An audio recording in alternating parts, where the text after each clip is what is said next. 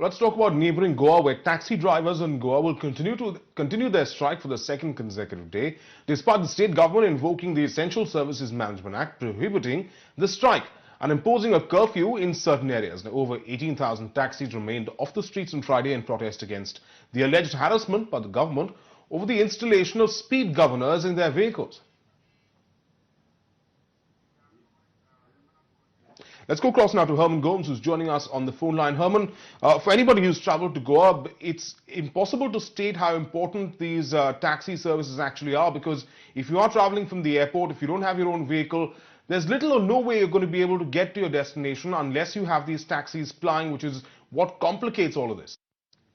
Well, Viren, it is only the buses, in fact, and these are the private taxi operators who control largely, the entire transport industry in Goa when it comes to tourists and residents alike. Do remember, there is no kind of app-based service such as Ola or an Uber that operates in Goa till now due to government restrictions. So the entire transport trade is controlled only by them, and today is the second consecutive day.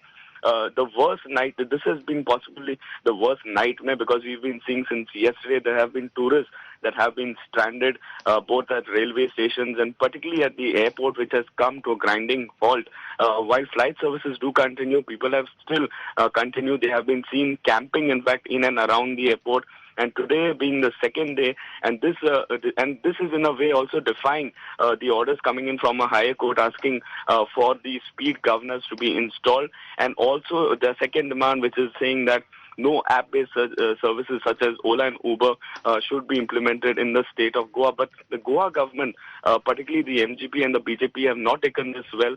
They, in fact, till yesterday, the Chief Minister's office had asked that all of these vehicles which have been leased by the various departments of Goa get a report was asked to be submitted of all those vehicles that did not come to work, and such as their licenses should be terminated. So some stern action coming in from the Goa government themselves.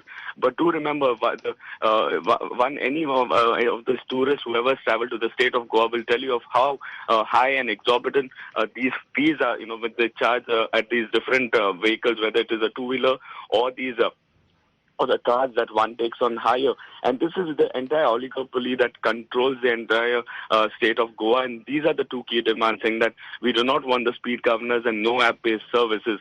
And this, in a way, it seems to it will continue for even another day, is what we are learning from our sources. But it remains to be seen through the day how does the government manage to actually reach out to tourists who've been visiting the state. Because do remember, the tourist season still continues.